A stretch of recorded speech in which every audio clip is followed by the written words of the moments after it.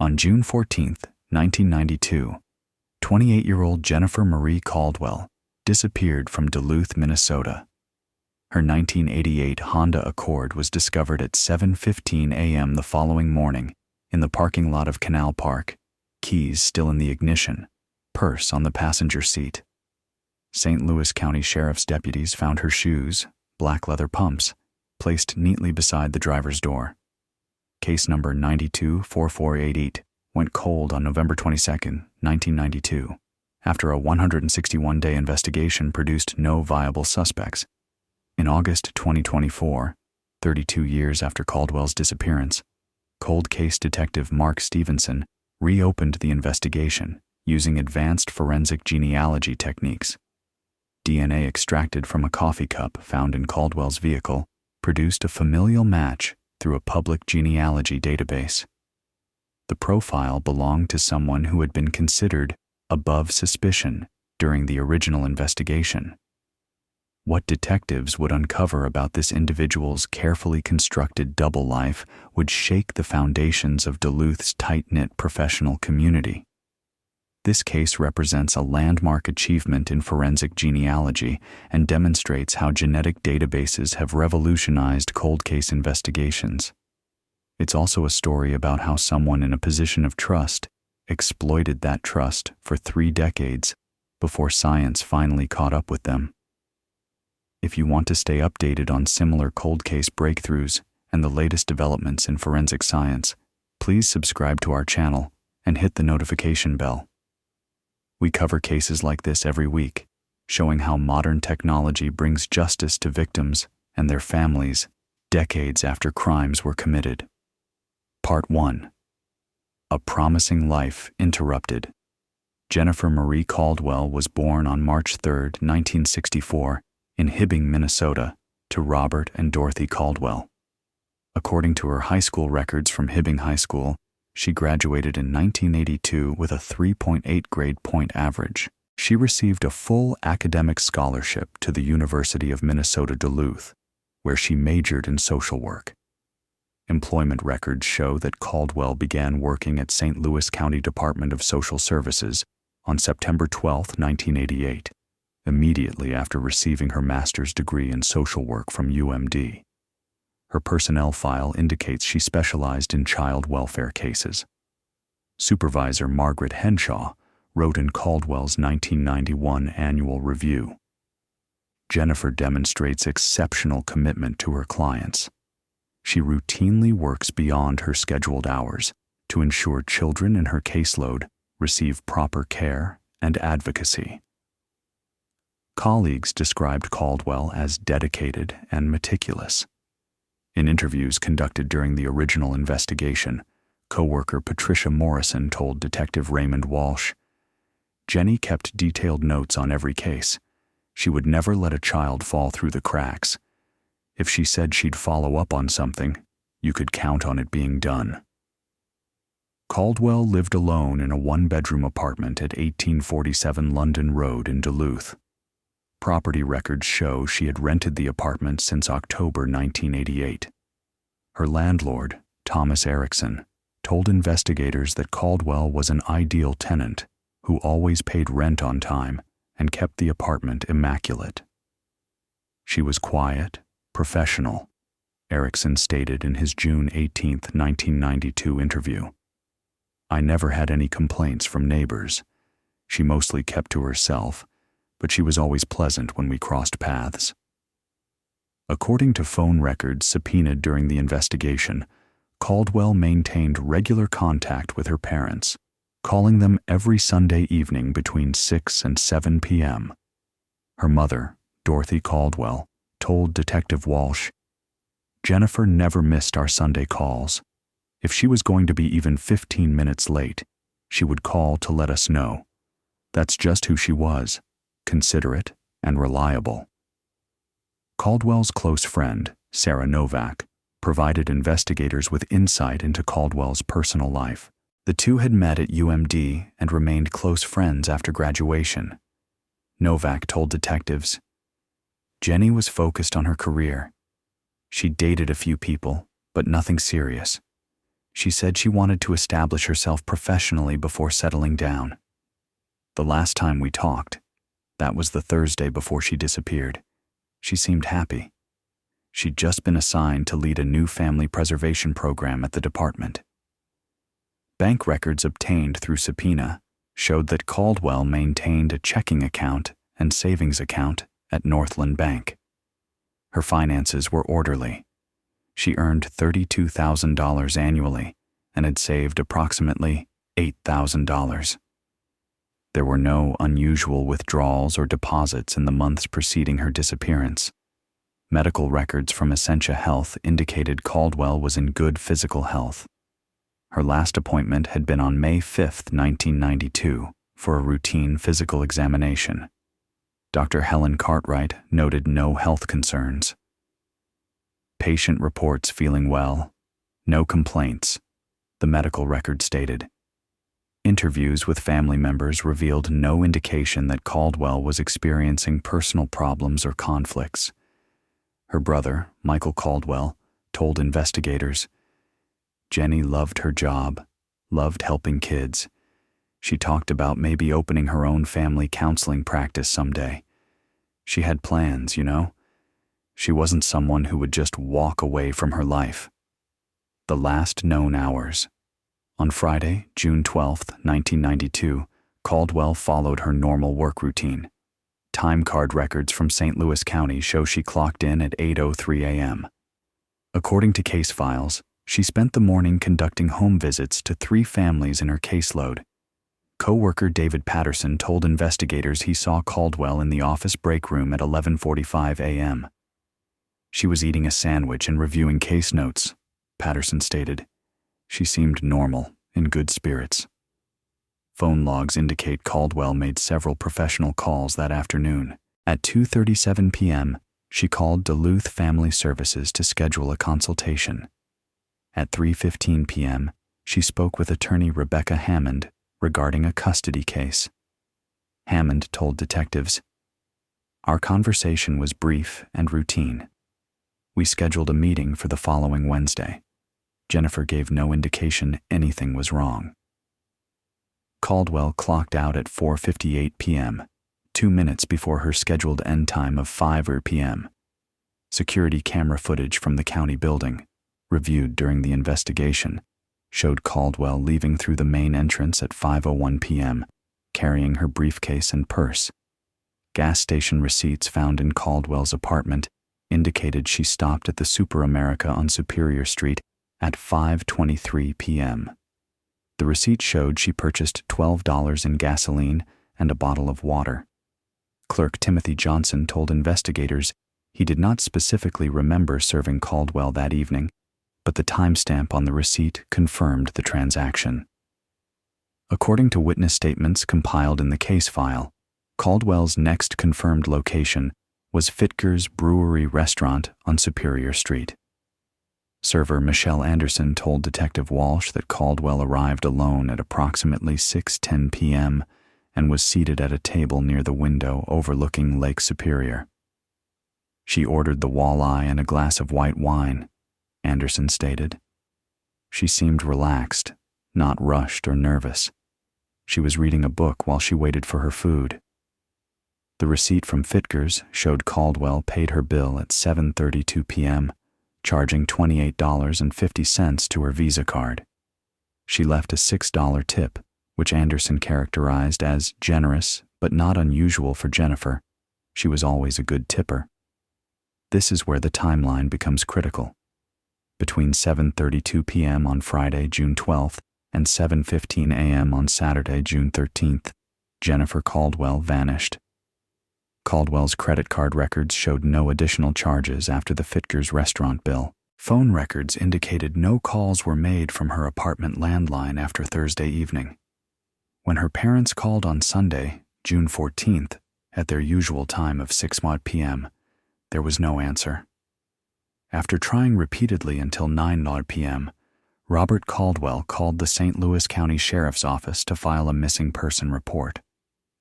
The Discovery Deputy Kevin Nordstrom responded to the report at 9:47 p.m. on Sunday, June 14, 1992. According to his incident report, he proceeded to Caldwell's apartment at 1847 London Road. Landlord Thomas Erickson met Nordstrom at the building and provided access to the apartment. The apartment was neat and orderly. Caldwell's bed was made. Dishes were clean and put away. Her work briefcase sat on the kitchen table. Nordstrom noted in his report, "Apartment shows no signs of struggle or disturbance. Subject's personal items, including wallet and identification, were not present. Bathroom toiletries appeared complete. Toothbrush, makeup, hairbrush, all in place." Detective Raymond Walsh was assigned to the case on Monday, June 15th at 8 a.m. Walsh, a 22-year veteran of the St. Louis County Sheriff's Office, had investigated 47 missing person cases during his career. In his initial case notes, he wrote, "No evidence of foul play at residence. Subject's vehicle not at apartment. Employer confirms subject did not report for work Monday morning. Family states this is extremely out of character." The breakthrough in locating Caldwell's vehicle came at 7:15 a.m. on Monday, June 15th. Canal Park maintenance worker James Duffy discovered the Honda Accord in the parking lot during his regular morning rounds. According to Duffy's statement, "I noticed the car because it had been there all weekend. We get tourists who leave their cars for a day or two, but this one stood out because the keys were in the ignition. That's not normal, even for Duluth." Detective Walsh arrived at the scene at 8:05 a.m. Crime scene technician Barbara Hendricks processed the vehicle. According to her report filed on June 16, 1992, vehicle doors unlocked, keys in ignition, turned to accessory position, battery dead from extended time in accessory mode, victim's purse on front passenger seat containing wallet with $83 cash, driver's license, credit cards, and checkbook. No signs of struggle within vehicle. One paper coffee cup from Burrito Union restaurant found in cup holder appeared to contain coffee residue and lipstick mark on rim. Victim's black leather pumps placed neatly beside driver's door on pavement. The coffee cup would prove significant 3 decades later. Hendricks collected the cup as evidence, marking it Item 7 in the evidence log. According to forensic protocols of the time, the cup was photographed, fingerprinted, and placed in evidence storage. The Minnesota Bureau of Criminal Apprehension processed the cup for fingerprints. The report, dated June 23, 1992, indicated multiple latent prints lifted from cup surface, prints matched to victim Jennifer Caldwell, additional partial print of insufficient quality for comparison. No DNA analysis was conducted on the cup in 1992. According to records from the Minnesota BCA, DNA testing for criminal cases was extremely limited at that time and typically reserved for sexual assault cases with clear biological evidence. The coffee cup did not meet criteria for DNA analysis under existing protocols. The original investigation, Detective Walsh conducted a thorough investigation over the following 5 months. Case files obtained by our team show Walsh interviewed 73 people, including family members, friends, co-workers, neighbors, and area residents. Search efforts began immediately. According to operational logs from the St. Louis County Sheriff's Office, Deputy Chief Harold Magnuson authorized a comprehensive search on June 16, 1992. 37 deputies and volunteers searched a 15-square-mile area around Canal Park. The search included shoreline along Lake Superior, wooded areas, and parking structures. Divers from the Duluth Fire Department searched the harbor waters near where Caldwell's vehicle was found. The search yielded no evidence. No witnesses came forward reporting having seen Caldwell after she left Fitger's restaurant on Friday evening. Detective Walsh's case notes from June 25, 1992 state, "No physical evidence of subject located despite extensive search efforts. No witnesses place subject at Canal Park. Last confirmed sighting was at Fitger's at approximately 7:30 p.m. on June 12th. Walsh pursued multiple investigative theories. Case files show he investigated whether Caldwell had been the victim of a random attack, whether she had encountered someone she knew, or whether she had planned to disappear voluntarily. The voluntary disappearance theory was quickly dismissed. Caldwell's bank accounts remained untouched. Her credit cards showed no activity after the Fitger's charge. She had not withdrawn any large sums of money in the weeks before her disappearance. Her apartment showed no evidence of planning or preparation for leaving. Everything indicates Jennifer intended to return home that night, Walsh wrote in his July 8, 1992 case summary. Her apartment contained groceries purchased on Thursday. She had scheduled appointments for the following week. Her parents expected their usual Sunday call. There was no evidence subject planned to disappear. Walsh investigated Caldwell's professional life extensively. He reviewed her caseload at the Department of Social Services, looking for any cases that might have provoked anger or revenge from a client or family member. Supervisor Margaret Henshaw provided Walsh with detailed information about Caldwell's 34 active cases. "We examined every case Jenny was working on," Walsh noted in his August 3, 1992 report.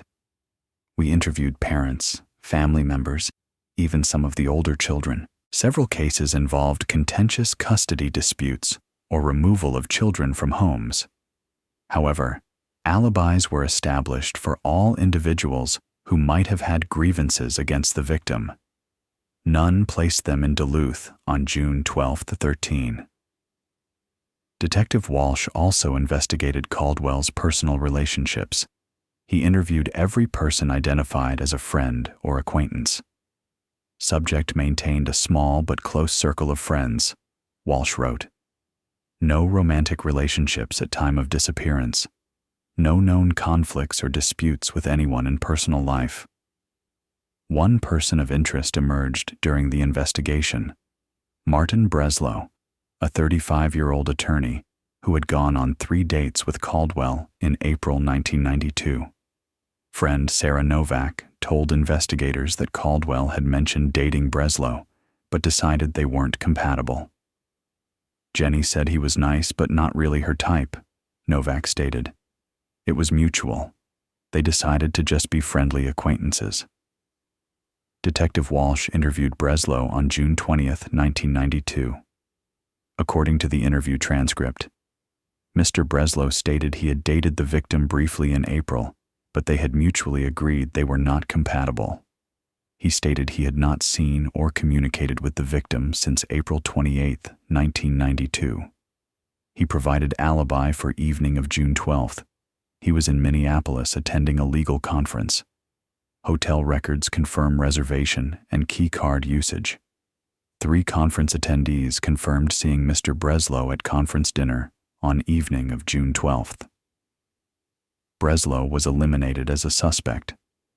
Over the course of the investigation, Walsh developed a list of 23 individuals who warranted closer scrutiny.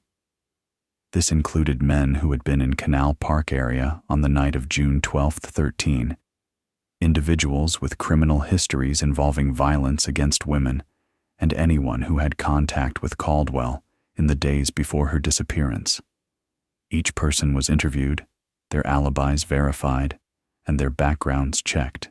According to case files, Detective Walsh found no evidence linking any of these individuals to Caldwell's disappearance. On November 22, 1992, Detective Walsh submitted his final report to Lieutenant Douglas Patterson. The report concluded, after 161 days of investigation involving 73 interviews, extensive searches, and thorough examination of victims' personal and professional life, this investigation has produced no viable suspects and no physical evidence indicating what happened to Jennifer Caldwell after she left Fitger's restaurant at approximately 7:30 p.m. on June 12, 1992. All available investigative leads have been exhausted. Recommend case remain open, but be moved to inactive status pending new information. Case number 924418 was filed in the St. Louis County Sheriff's Cold Case Archive, where it would remain untouched for 32 years. Part 2. Decades of silence. The Caldwell family refused to give up hope.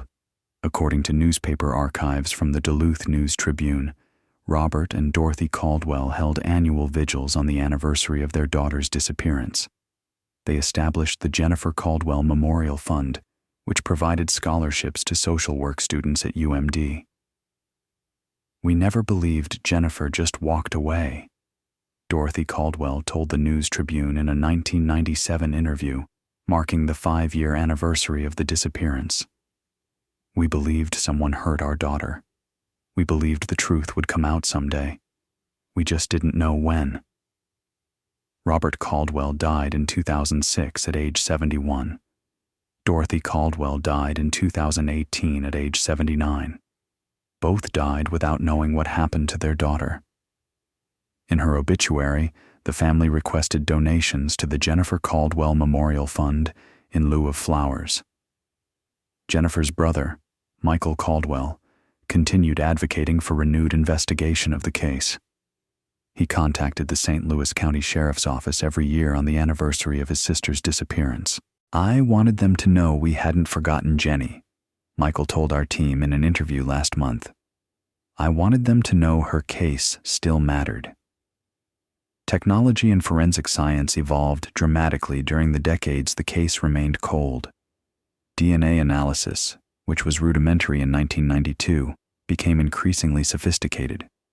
The FBI's Combined DNA Index System, CODIS, was established in 1998, creating a national database of DNA profiles from convicted offenders and crime scenes. Forensic genealogy emerged as a powerful investigative tool in the 2000s and 2010s. The St. Louis County Sheriff's Office established a dedicated cold case unit in 2019. Detective Mark Stevenson, a 19-year veteran of the department, was assigned to lead the unit. Stevenson had previously worked in the Major Crimes Division and had received specialized training in forensic genealogy techniques. "When I took over the cold case unit, we had 47 unsolved homicides and missing person cases," Stevenson told us. "The Caldwell case was one that stood out to me. You had a victim with no known enemies, no risky behavior, who simply vanished. The original investigation was thorough. Detective Walsh did excellent work, but they didn't have the technology we have now." The reopening. On March 15, 2024, Detective Stevenson pulled case number 924488 from the archives.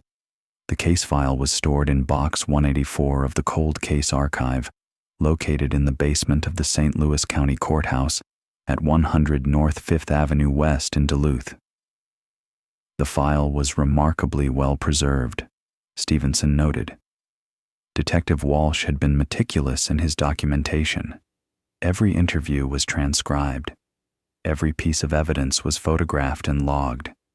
The physical evidence was stored properly in the evidence room. Stevenson's first action was to review the physical evidence inventory. Item 7, the paper coffee cup from Caldwell's vehicle, immediately caught his attention. "I saw in the evidence notes that they had lifted fingerprints from the cup in 1992, but no DNA analysis had been done," Stevenson explained. "That cup sat in our evidence room for 32 years waiting for technology to catch up." On April 3, 2024, Stevenson submitted the coffee cup to the Minnesota Bureau of Criminal Apprehension Laboratory with a request for DNA analysis. The evidence submission form noted, "Request DNA extraction from coffee cup rim. Priority given to any DNA not belonging to victim Jennifer Caldwell." The Minnesota BCA lab assigned the case to forensic scientist Dr. Patricia Nguyen, who had 14 years of experience in DNA analysis. According to Dr. Nguyen's report dated May 8, 2024, DNA extraction performed on residue from cup rim. 2 distinct DNA profiles obtained.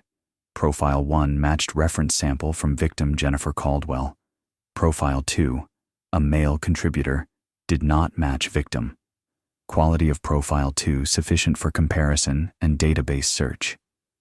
The male DNA profile was entered into CODIS on May 10, 2024. The system produced no matches. The individual who had drunk from that coffee cup 32 years ago was not in the FBI's database of convicted offenders. This is where Detective Stevenson turned to forensic genealogy. Forensic genealogy, a new frontier. Forensic genealogy combines DNA analysis with traditional genealogical research to identify individuals through their family relationships. The technique gained national attention in 2018 when it was used to identify the Golden State Killer, a serial rapist and murderer who had evaded capture for decades. The process works by uploading crime scene DNA profiles to public genealogy databases where millions of people have voluntarily submitted their DNA for ancestry research. When the crime scene DNA matches with relatives in the database, genealogists can build family trees to identify potential suspects. Detective Stevenson contacted the DNA Doe Project, a nonprofit organization that uses forensic genealogy to identify unknown victims and suspects. On May 20, 2024, the DNA Doe Project agreed to assist with the Caldwell case. Forensic genealogist Amanda Richardson was assigned to the case. Richardson, who holds a master's degree in library science and has 12 years of genealogical research experience, uploaded the unknown male DNA profile to GEDmatch, a public database containing over 2 million DNA profiles. Within hours, we got hits, Richardson told us. The DNA from the coffee cup matched with multiple individuals in the database. These weren't exact matches.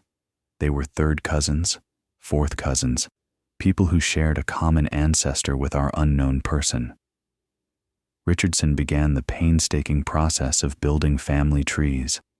Using birth records, marriage records, census data, and obituaries, she traced multiple family lines backward to find common ancestors. I built out 14 different family trees, Richardson explained. I was looking for the point where these trees converged, the couple or individual who was the common ancestor of all these genetic matches. The work took 2 months. Richardson worked with public records offices across Minnesota, Wisconsin, and Michigan. She obtained death certificates, marriage licenses, and property records. She contacted family members of distant relatives to verify genealogical connections and obtain additional information. On July 18, 2024, Richardson identified the common ancestors, Carl and Ingrid Thorson, who had immigrated to Minnesota from Norway in 1901 and settled in the Iron Range. The Thorsons had 7 children. Through careful analysis of descendant lines, Richardson narrowed the pool of potential suspects to 23 individuals, all male descendants of the Thorsons, who would have been between ages 25 and 50 in 1992. Now we had to figure out which of these 23 men had been in Duluth on June 12, 1992, Detective Stevenson explained. This is where traditional detective work came back in. Stevenson and his team began systematically investigating each of the 23 candidates. They obtained employment records, driver's license photos, and any available information about their whereabouts in June 1992. Many of the candidates were quickly eliminated. Some had been living in other states in 1992, some had died before 1992, and some had solid alibis for the relevant time period. By August 2, 2024, the list was down to 4 candidates. All 4 had been living in Minnesota in June 1992. All 4 had no documented alibi for the evening of June 12-13. All 4 were still alive. One name on that list shocked Detective Stevenson: Dr. Thomas Whitmore. The trusted professional. Dr. Thomas James Whitmore was born on November 7, 1957, in Eveleth, Minnesota, to Robert and Margaret Whitmore. He was a great-great-grandson of Carl and Ingrid Thorson, through his maternal grandmother. According to educational records, Whitmore graduated from Eveleth High School in 1975 with a 4.0 grade point average. He received a full academic scholarship to Gustavus Adolphus College in St. Peter, Minnesota, where he majored in psychology. He graduated summa cum laude in 1979. Whitmore earned his doctorate in clinical psychology from the University of Minnesota in 1984.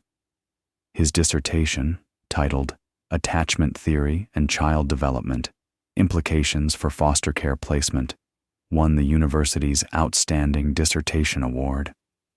Employment records show Whitmore joined the faculty at the University of Minnesota Duluth in September 1985 as an assistant professor of psychology. He was promoted to associate professor in 1991 and to full professor in 1998. He specialized in child psychology and family therapy. In 1987, Whitmore established the Northland Family Counseling Center in Duluth. According to business records, the center provided therapy services to families and children. Whitmore served as clinical director while maintaining his teaching position at UMD. Professional records indicate Whitmore was highly regarded in his field. He published 23 peer-reviewed articles in academic journals. He served on the Minnesota Board of Psychology from 1995 to 2000. He received the Minnesota Psychological Association's Outstanding Service Award in 2003. Whitmore had worked as a consultant to the St. Louis County Department of Social Services since 1988, providing psychological evaluations for child welfare cases. This meant he had professional contact with the same office where Jennifer Caldwell worked.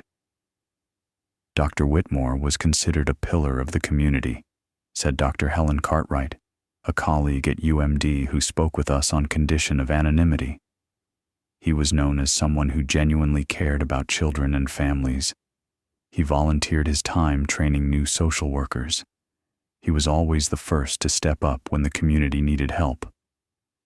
Whitmore had been married to Dr. Ellen Whitmore, a pediatrician, since 1982. They had 2 children, now adults. The family lived in a substantial home in Duluth's Congdon neighborhood.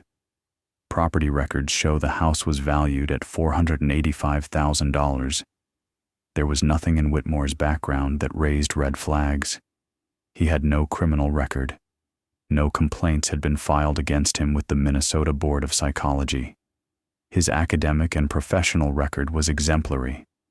But Dr. Thomas Whitmore's DNA was a familial match to the DNA found on the coffee cup in Jennifer Caldwell's car. The interview. Detective Stevenson faced a challenging situation. He could not obtain Whitmore's DNA for direct comparison without probable cause. The familial match from genealogy research was suggestive, but not definitive proof. Stevenson needed to confirm the DNA match through legal means. On August 15, 2024, Stevenson and Detective Lisa Chen approached Whitmore at his office at UMD. According to the interview transcript, Stevenson introduced himself and Chen, explained they were investigating a cold case, and asked if Whitmore would be willing to answer some questions. Dr. Whitmore was cooperative, Stevenson told us. He invited us into his office. He seemed surprised but not defensive when we said we were investigating Jennifer Caldwell's disappearance. Stevenson asked Whitmore if he had known Jennifer Caldwell. According to the transcript, Whitmore stated, "I knew Jennifer professionally. She was a social worker with the county. I did psychological evaluations for cases she managed. I saw her at case conferences and meetings. I was shocked when I heard she'd disappeared." Stevenson asked Whitmore if he recalled where he was on June 12, 1992. Whitmore stated, "That was 32 years ago. I don't have specific memory of that date. I would have been teaching summer classes at UMD and seeing clients at my counseling center. That was my normal routine." Stevenson then asked if Whitmore would be willing to provide a DNA sample to help with the investigation. "We're trying to identify someone who may have seen Jennifer on the night she disappeared," Stevenson explained, according to the transcript. "Your DNA would help us eliminate possibilities." Whitmore agreed. He signed a consent form and provided a buccal swab sample. "Most innocent people agree to provide DNA when asked," Stevenson noted. "But I was watching Dr. Whitmore's demeanor carefully. He showed no signs of nervousness or evasion. He appeared genuinely willing to help." The DNA sample was submitted to the Minnesota BCA lab on August 16, 2024, marked as a priority case. Dr. Nguyen performed the analysis. Her report, dated August 28, 2024, was unequivocal. DNA profile from buccal swab of Thomas Whitmore matches profile 2 from coffee cup found in victim's vehicle. Match confirmed with probability of random match less than 1 in 9.7 trillion. Dr. Thomas Whitmore's DNA was on the coffee cup in Jennifer Caldwell's car the night she disappeared. The arrest. Armed with the DNA match, Detective Stevenson presented the case to Assistant St. Louis County Attorney Jennifer Martinez on September 3, 2024. Martinez, who had prosecuted 47 homicide cases during her 16-year career, reviewed the evidence. The DNA match was powerful evidence that Dr. Whitmore had been in Jennifer Caldwell's car, Martinez told us. Combined with the fact that he knew her professionally and had no documented alibi for that night, we believed we had probable cause for arrest. On September 10, 2024, Martinez filed charges against Thomas Whitmore, 1 count of first-degree murder and 1 count of kidnapping. An arrest warrant was issued by Judge Patricia Anderson of St. Louis County District Court. Detective Stevenson and a team of 6 deputies arrested Whitmore at his home at 6:30 a.m. on September 11, 2024. According to the arrest report, Whitmore was cooperative and did not resist. His wife and adult daughter were present at the time of arrest. Dr. Whitmore appeared stunned, Stevenson noted in his report. He stated, "I don't understand. I didn't hurt Jennifer. I don't know why my DNA would be in her car." He requested an attorney and made no further statements.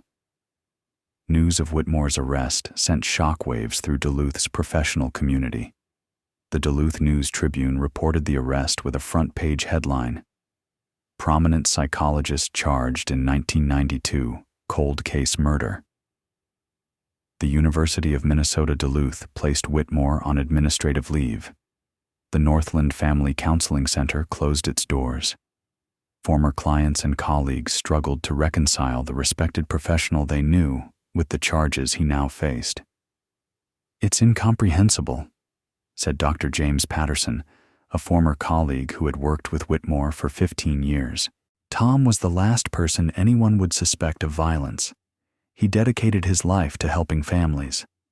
This has shattered a lot of people's sense of reality." Part 3.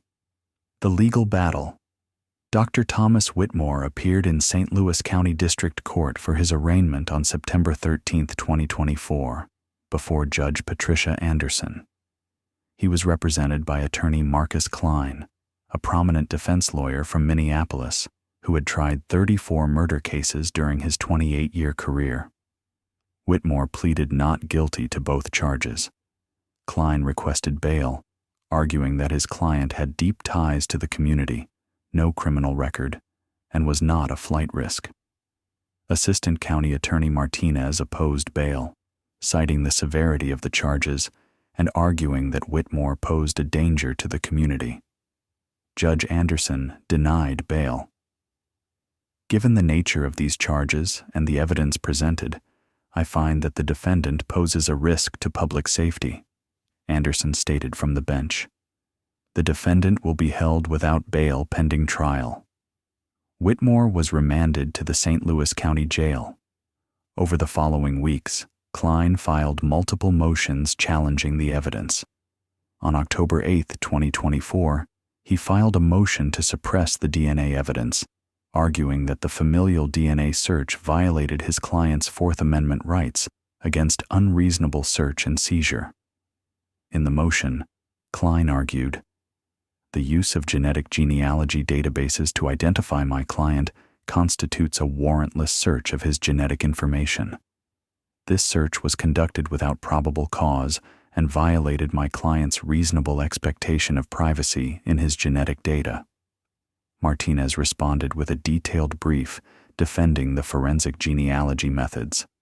She argued, "The DNA database used in this investigation contains voluntarily submitted genetic information from individuals who consented to have their data used for genealogical purposes. The defendant has no reasonable expectation of privacy in the genetic information of his distant relatives who chose to make their DNA publicly available.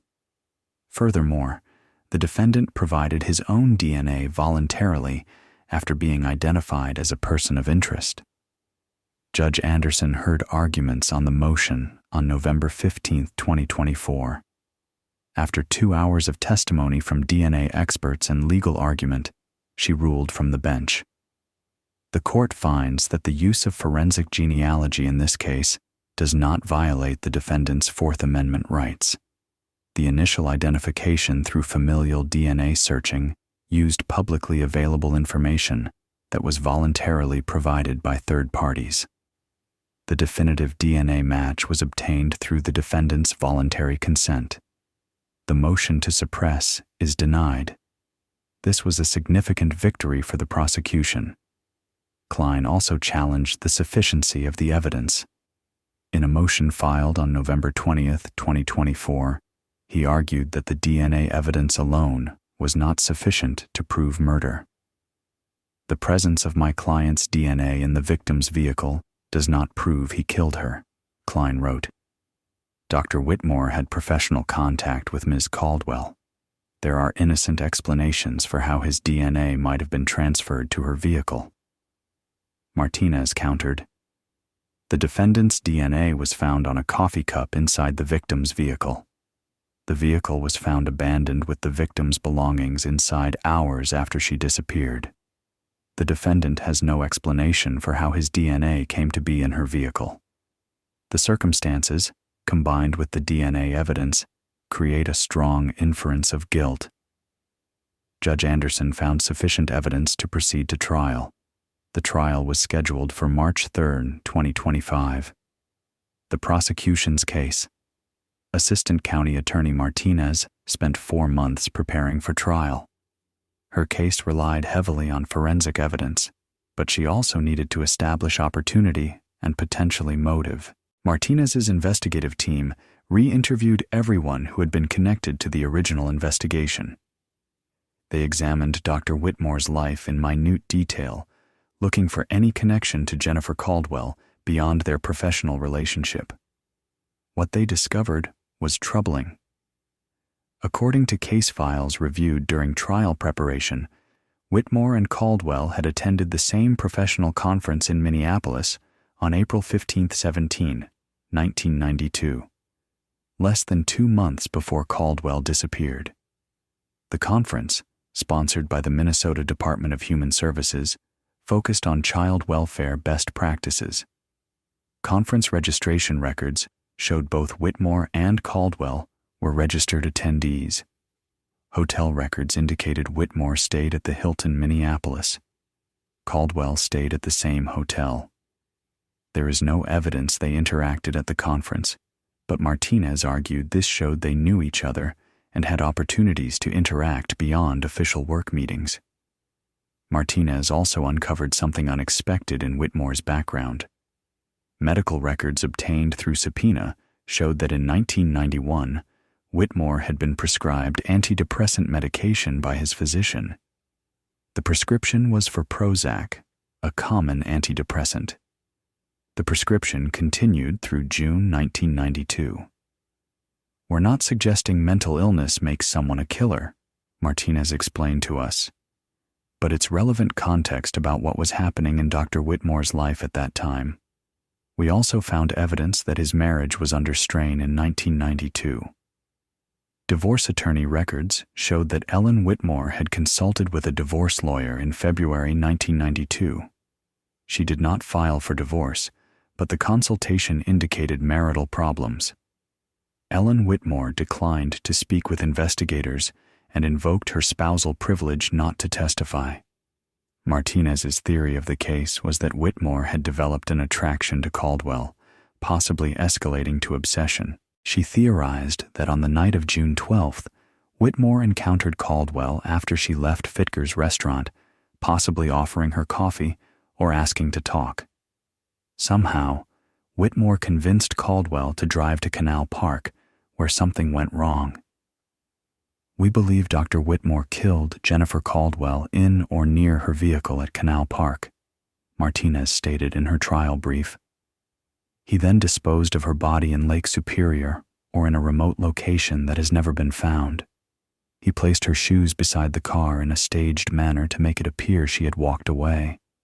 He left the scene, believing he had committed the perfect crime. For 32 years, he was right." The defense strategy. Attorney Marcus Klein built his defense around challenging the prosecution's narrative. In pre-trial motions and statements, he argued that the DNA evidence, while placing his client in contact with the coffee cup, did not prove murder. "The prosecution wants you to believe that finding my client's DNA on a coffee cup equals murder," Klein stated at a pre-trial hearing. "But that's simply not how evidence works. Dr. Whitmore knew Jennifer Caldwell professionally. They attended conferences together. They worked in related fields. There are numerous innocent explanations for how his DNA came to be on that cup."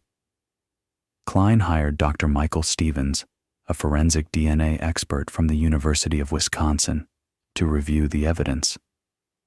Dr. Stevens prepared a report suggesting that secondary transfer of DNA was possible, that Whitmore's DNA could have been transferred to the cup indirectly without Whitmore ever touching it. "DNA can be transferred from one surface to another," Dr. Stevens wrote in his expert report. "If Ms. Caldwell shook hands with Dr. Whitmore earlier that day, then touched the coffee cup, his DNA could have been transferred. If they both touched a doorknob or shared a document, transfer could occur. The presence of his DNA on the cup does not necessarily mean he was in her vehicle." Klein also intended to argue that no body had been found.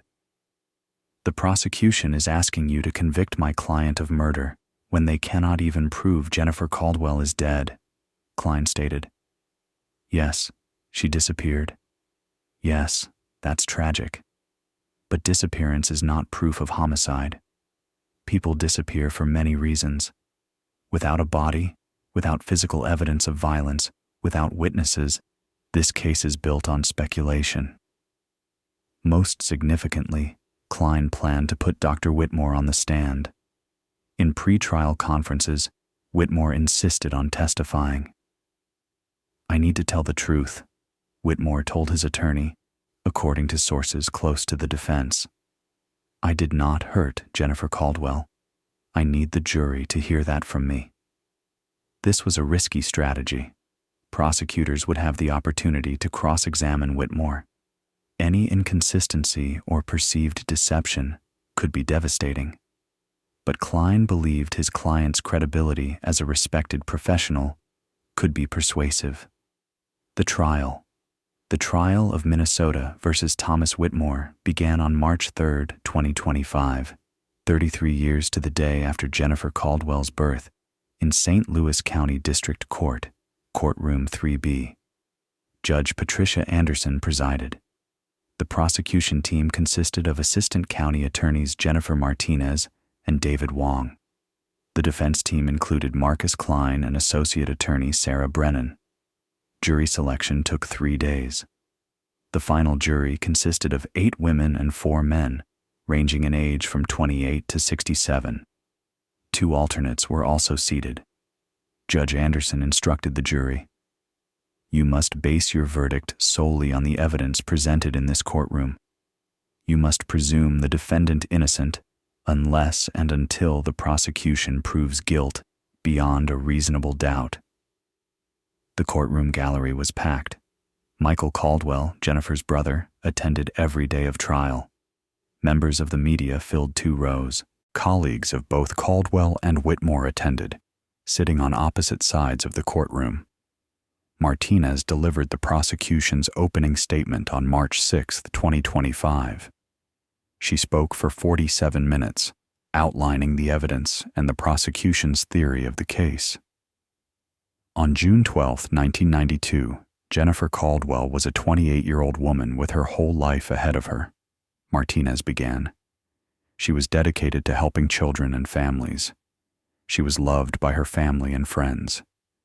That night, after having dinner alone at a restaurant, Jennifer Caldwell encountered someone she knew professionally, someone she trusted. Dr. Thomas Whitmore, a psychologist, a professor, a man who presented himself as a helper and healer. But the evidence will show that Dr. Whitmore killed Jennifer Caldwell.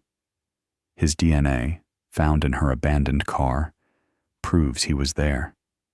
His lies about that night prove his guilt. Over the next weeks, you will hear how science finally caught up with him 32 years later. Klein's opening statement focused on reasonable doubt.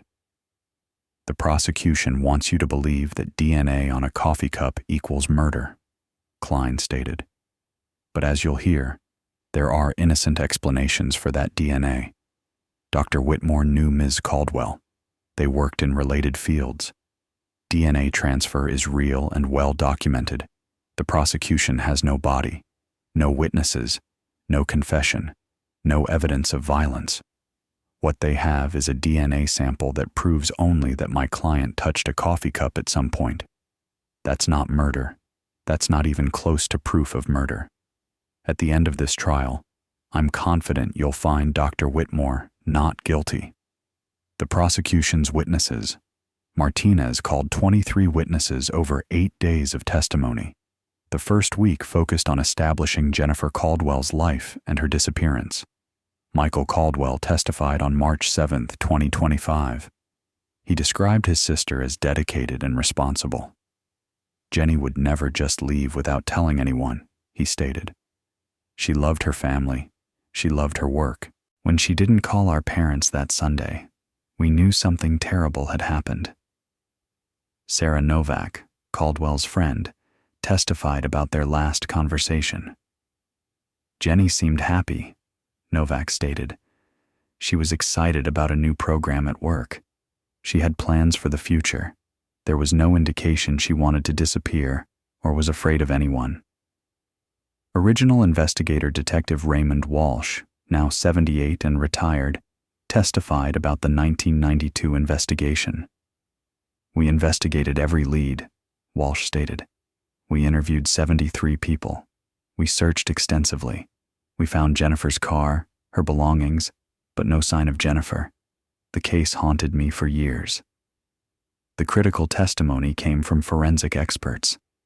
Dr. Patricia Nguyen, the BCA forensic scientist, testified on March 12, 2025.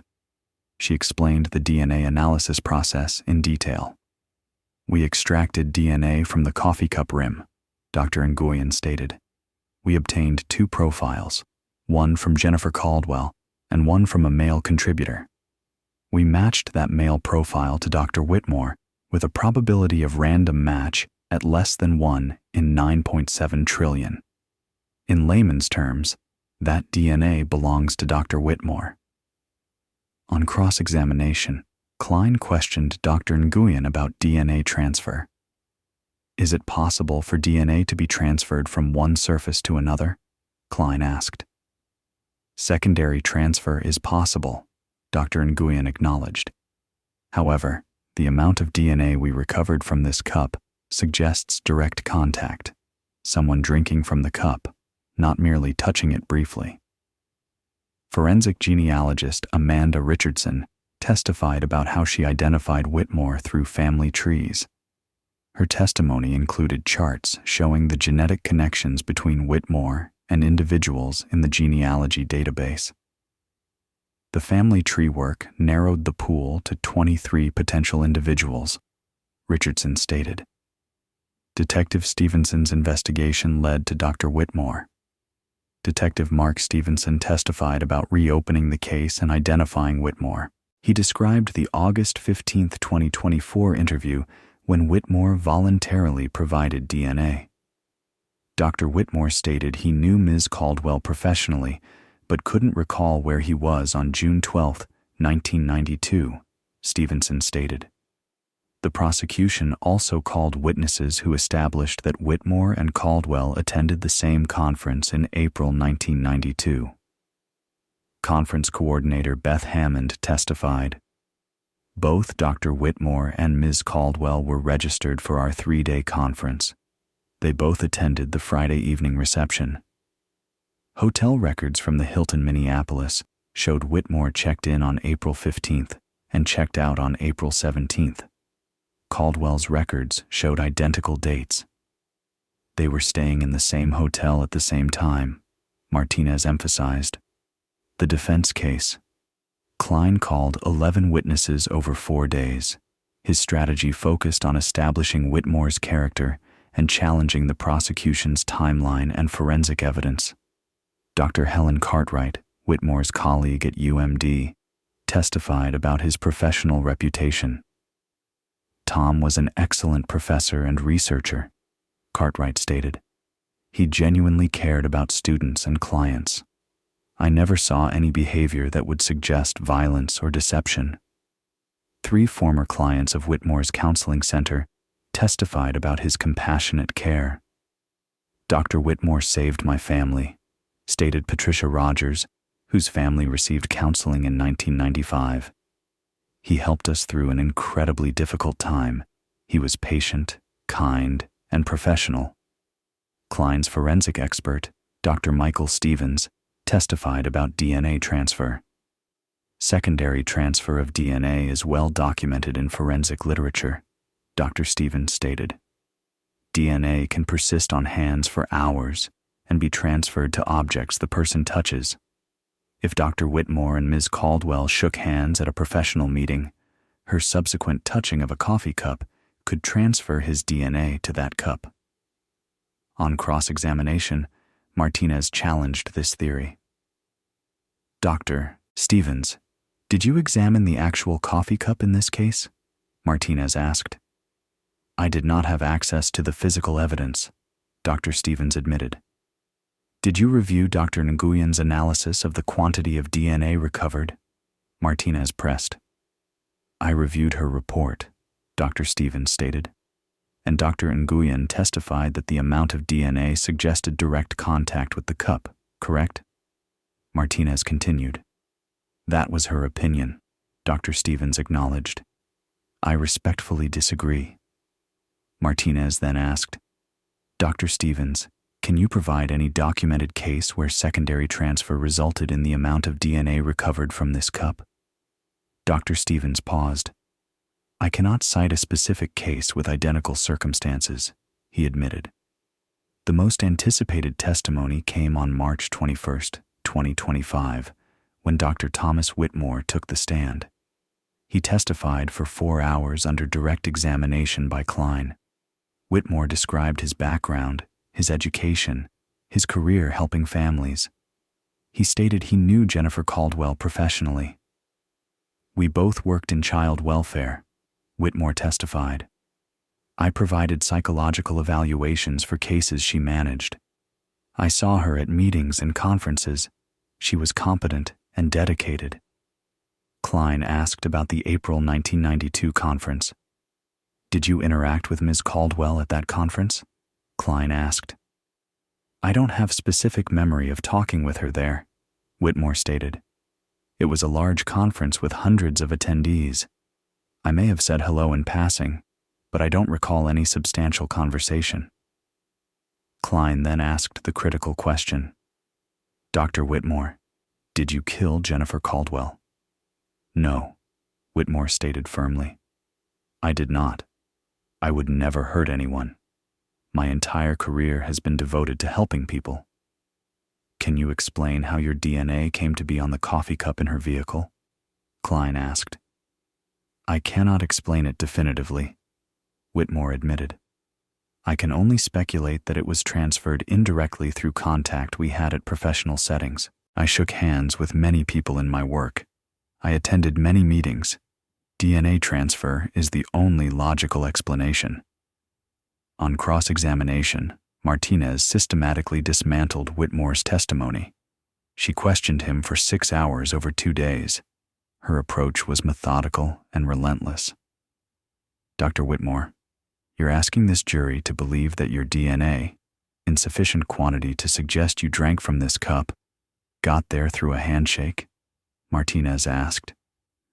DNA transfer is scientifically established, Whitmore responded. Have you ever shared coffee with Ms. Caldwell? Martinez asked. Not that I recall, Whitmore stated. You don't recall, but it's possible? Martinez pressed. I suppose it's technically possible, but I don't remember doing so, Whitmore said. Martinez then introduced phone records showing Whitmore had made a call from his office phone at 8:47 p.m. on June 12, 1992, less than 90 minutes after Caldwell left Fitger's restaurant. Where were you when you made this call? Martinez asked. I don't recall, Whitmore stated. That was 33 years ago. Your office is 3 miles from Canal Park, where Ms. Caldwell's car was found, Martinez noted. You could have driven from Canal Park to your office in the time window between 7:30 p.m. and 8:47 p.m., correct? Technically, yes, but that's speculation, Whitmore responded. Martinez showed Whitmore photographs of the abandoned Honda Accord, the coffee cup, Caldwell's shoes placed neatly beside the car. That coffee cup contained your DNA, Dr. Whitmore. Jennifer Caldwell disappeared that night. Her body has never been found. And you're asking us to believe this is all coincidence? I don't know what happened to Jennifer, Whitmore stated, his voice strained. I wish I could explain the DNA, but I did not hurt her. Martinez's final question was devastating. Dr. Whitmore, you've built your entire career on understanding human behavior, on analyzing truthfulness, on seeing through deception. Are you really asking this jury to believe your story? I'm asking them to see that DNA on a cup is not proof of murder, Whitmore responded. Closing arguments. Closing arguments took place on March 25, 2025. David Wong delivered the prosecution's closing, speaking for 2 hours. This case is about trust betrayed, Wong stated. Jennifer Caldwell trusted Dr. Whitmore. He was a professional colleague, someone who presented himself as a helper. On the night of June 12, 1992, she encountered him after leaving dinner. Maybe he offered to buy her coffee. Maybe he asked to talk about a case. We don't know exactly what happened, but we know this. Dr. Whitmore's DNA was in her car. His DNA was on a coffee cup, not just a trace amount, but enough to show he drank from it. Jennifer Caldwell disappeared that night. Her car was found abandoned. She has never been seen again. Dr. Whitmore cannot explain his DNA. He cannot explain where he was that night. He had opportunity. The evidence shows he was there. That evidence proves, beyond any reasonable doubt, that he killed Jennifer Caldwell. Marcus Klein delivered the defense's closing statement, speaking for 90 minutes. The prosecution wants you to confuse DNA with murder, Klein argued. Yes, Dr. Whitmore's DNA was on a coffee cup, but that cup could have been in that car for days or weeks. There's no proof it was from June 12th. Even if it was, DNA transfer is real. The prosecution's own expert admitted secondary transfer is possible. They have no body, no witnesses, no evidence of violence, no confession. What they have is speculation built on speculation. In America, we don't convict people based on speculation. We require proof beyond a reasonable doubt. The prosecution has not met that burden. You must find Dr. Whitmore not guilty. Martinez delivered the prosecution's rebuttal. "The defense wants you to believe in an improbable series of coincidences," she stated. Dr. Whitmore's DNA was in Jennifer's car by innocent transfer. The coffee cup was old. Jennifer happened to disappear the same night. Her body has never been found by chance. But here's what we know for certain. Dr. Whitmore's DNA was there. He cannot explain it with any specificity. Jennifer Caldwell is gone. Those are not coincidences. Those are facts that point to one conclusion. Dr. Whitmore killed her. Science doesn't lie. DNA doesn't lie. Find him guilty. The verdict: Judge Anderson instructed the jury on the law on March 26, 2025 at 10 a.m. The jury began deliberations at 11:30 a.m. They deliberated for 11 hours over 2 days. On March 27 at 4:47 p.m., the jury sent a note to Judge Anderson indicating they had reached a verdict. The courtroom was packed. Michael Caldwell sat in the front row, hands clasped. Dr. Whitmore sat at the defense table, his face pale.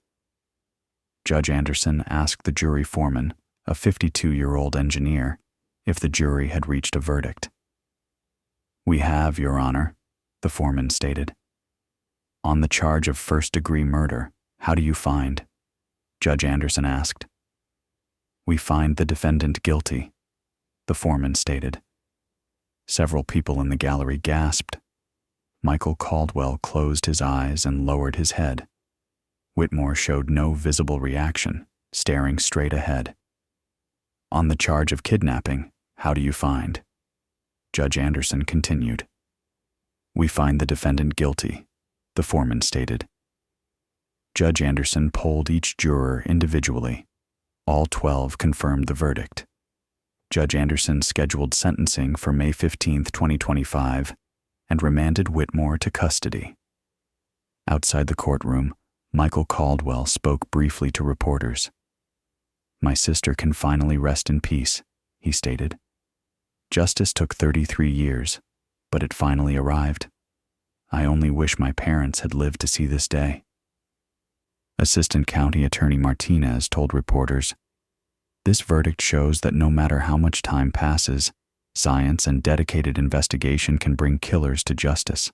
We're grateful to the jury for their careful consideration of the evidence." Marcus Klein stated, "We respectfully disagree with the verdict and will be filing an appeal. Dr. Whitmore maintains his innocence." Part 4. The Aftermath. On May 15, 2025, Dr. Thomas Whitmore appeared before Judge Anderson for sentencing. Under Minnesota law, first-degree murder carries a mandatory sentence of life in prison without possibility of parole.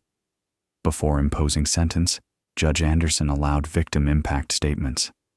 Michael Caldwell spoke for 12 minutes, reading a statement prepared on behalf of his family. "Jennifer was stolen from us 33 years ago," Michael stated. "We spent decades not knowing what happened to her. We mourned her without being able to lay her to rest. The person who killed her lived freely for 3 decades, hiding behind his professional reputation. My parents died without answers. I stand here today representing them, representing Jenny, seeking justice that came far too late." Michael addressed Whitmore directly. "You took my sister's life. You took my parents' peace. You robbed our family of closure for 33 years. I hope you spend every day of the rest of your life thinking about what you did." Judge Anderson addressed Whitmore. "Dr. Whitmore, you have been convicted by a jury of your peers of the murder of Jennifer Caldwell. The evidence showed you used your position as a trusted professional to gain access to Ms. Caldwell and kill her. You then lived for 33 years presenting yourself as a helper and healer while hiding the truth about what you had done. I can conceive of few crimes more calculated or cold-blooded. I sentence you to life in prison without the possibility of parole." Whitmore was led from the courtroom in handcuffs. He showed no emotion. Whitmore is currently incarcerated at Minnesota Correctional Facility Oak Park Heights, a maximum security prison in Stillwater, Minnesota. His attorneys filed notice of appeal on June 3, 2025. The appeal is pending before the Minnesota Court of Appeals. The unanswered questions. Despite the conviction, many questions remain unanswered. Jennifer Caldwell's body has never been found. Investigators conducted additional searches of areas around Duluth after Whitmore's arrest, including shoreline areas along Lake Superior and remote wooded locations. No remains were discovered. We may never know exactly what happened that night or where Jennifer's body is, Detective Stevenson told us. Dr. Whitmore has refused to provide any information. Without his cooperation, finding her remains will be extremely difficult. The question of motive also remains partially unanswered. Prosecutors theorized Whitmore had developed an obsession with Caldwell, but no direct evidence of this was presented at trial. No letters, no journal entries, no communications between them beyond professional exchanges were found. Sometimes we don't get every answer, Assistant County Attorney Martinez acknowledged. We proved Dr. Whitmore killed Jennifer Caldwell. We proved it beyond a reasonable doubt. But the why, his internal motivations, that may remain known only to him. The case has prompted discussions about the ethics and limitations of forensic genealogy. Some privacy advocates have raised concerns about using DNA databases for law enforcement purposes. People who submit their DNA to genealogy sites expect it to be used to find relatives, not to investigate crimes, argued privacy attorney David Morrison in an interview with the Minneapolis Star-Tribune. While I understand the value in solving cold cases, we need clear regulations about how this technology is used. Others argue the benefits outweigh privacy concerns. My sister's killer was identified and convicted because of this technology, Michael Caldwell stated. That's 33 years of uncertainty ended. How many other families are waiting for answers that forensic genealogy can provide? I think the benefits are clear. The broader impact. The Caldwell case has had significant impacts beyond the courtroom. The University of Minnesota Duluth conducted an internal review of Whitmore's interactions with students and research subjects during his 40-year career. The review, completed in August 2025, found no evidence of misconduct in his professional work.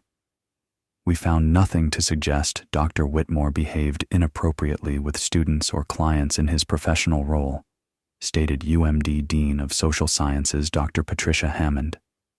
However, his conviction has obviously shocked our community and raised difficult questions about how well we truly know our colleagues. The Northland Family Counseling Center, which Whitmore founded, permanently closed after his arrest. Former clients received letters informing them their case files would be transferred to other area therapists. Some former clients have expressed betrayal and confusion. I trusted Dr. Whitmore with my family's deepest struggles, stated Amanda Peterson, who received counseling from Whitmore in 2010. Learning that he was capable of murder has made me question everything about those therapy sessions. How can someone present themselves as a healer while hiding something so dark? The St. Louis County Sheriff's Office has used the success in the Caldwell case to reinvigorate efforts on other cold cases. Detective Stevenson's cold case unit has identified 12 additional unsolved cases where DNA evidence exists that could potentially be analyzed using modern techniques. The Caldwell case shows that physical evidence can survive for decades and still be useful, Stevenson stated. We're going back through our cold case files looking for any evidence that could be re-examined with current technology. Science has given us tools that didn't exist even 10 years ago. The Minnesota Bureau of Criminal Apprehension has reported a 300% increase in requests for forensic genealogy assistance since the Caldwell verdict. Cold case detectives across Minnesota are submitting DNA samples from decades-old investigations. This case has been a game changer for cold case investigation, stated Minnesota BCA Superintendent Drew Evans in a statement. It demonstrates the power of combining traditional detective work with cutting-edge science. Reflections on justice delayed. The Caldwell case raises profound questions about justice, time, and the nature of truth. For 33 years, Thomas Whitmore lived a respected life. He taught students, counseled families, published research, and received professional accolades. During those same 33 years, Jennifer Caldwell remained missing, her family tormented by uncertainty, and a killer walked free. Justice delayed is justice denied, goes the old legal maxim. In this case, justice arrived, but only after Robert and Dorothy Caldwell had died without answers. Only after decades of pain for those who loved Jennifer Caldwell. Yet the case also demonstrates that truth has a way of emerging, even after decades. The coffee cup that sat in an evidence room for 32 years eventually yielded its secrets. The DNA that science couldn't analyze in 1992 became the key to conviction in 2025.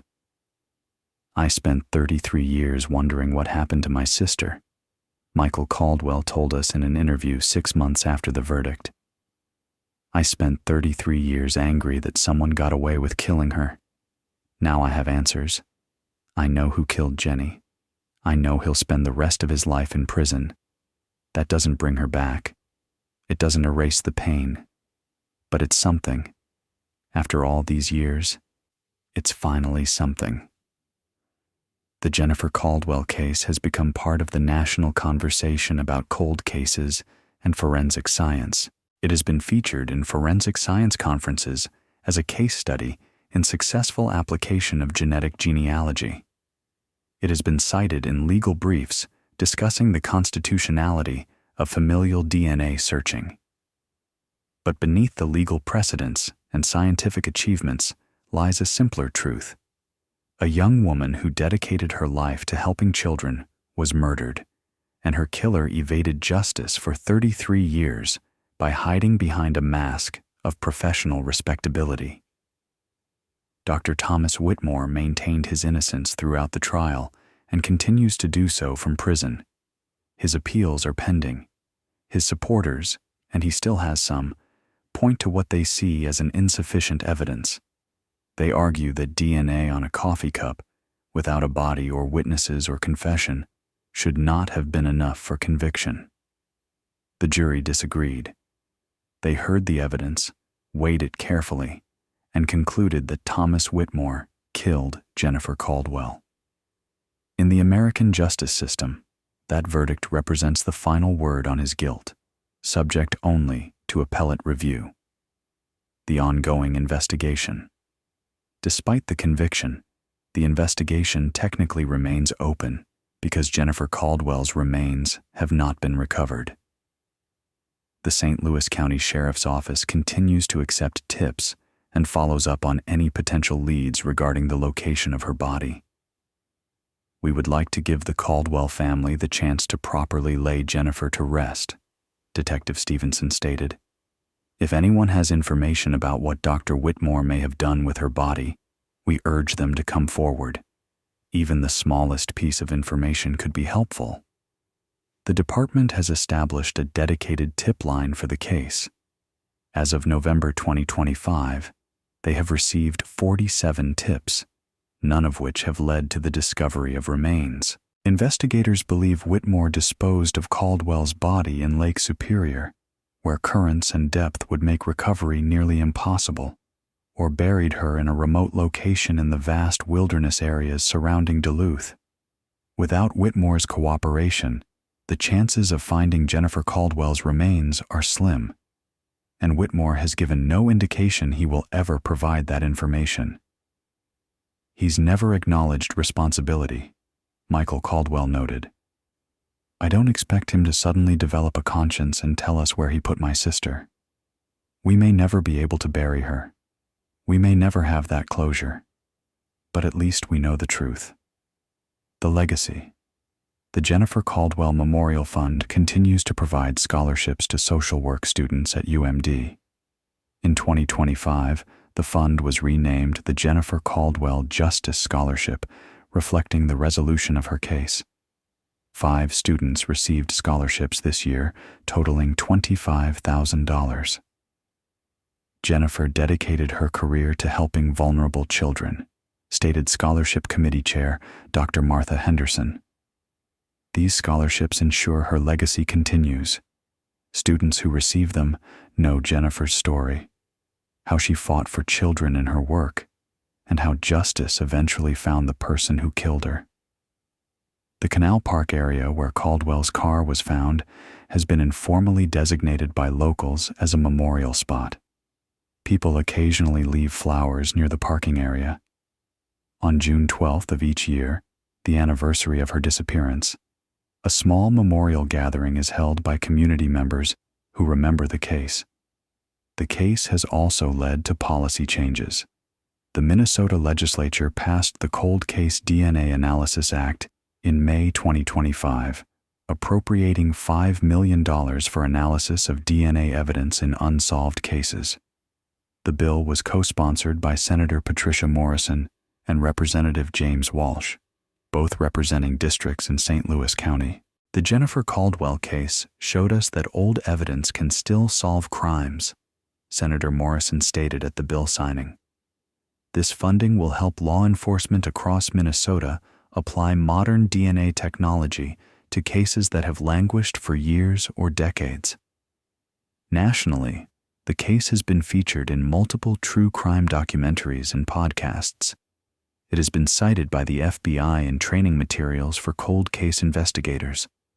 It represents what many law enforcement officials see as the future of cold case investigation, combining preserved physical evidence with advancing technology.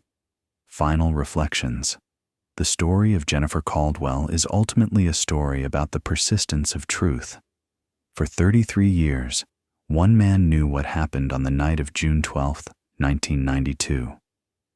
Dr. Thomas Whitmore lived with that knowledge, concealing it behind professional accomplishments and community standing.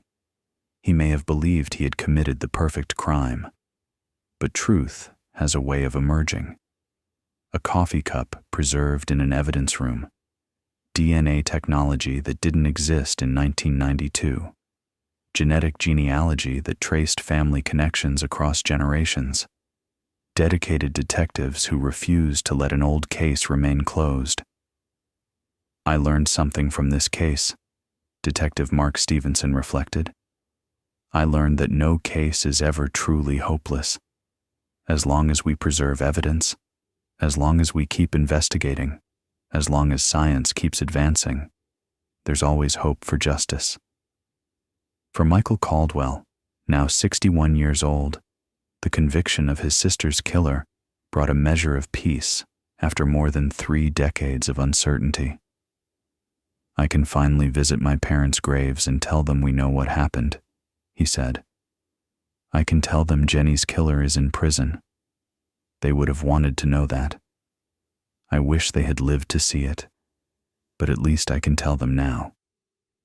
Jennifer Caldwell was 28 years old when her life was taken. She had dedicated herself to protecting children, advocating for families, making a difference in her community. Her death robbed the world of the contributions she would have made in the decades that followed. But her case also demonstrated something important: that victims are not forgotten, that families persist in seeking truth, and that science and dedicated investigation can eventually bring even the most careful criminals to justice.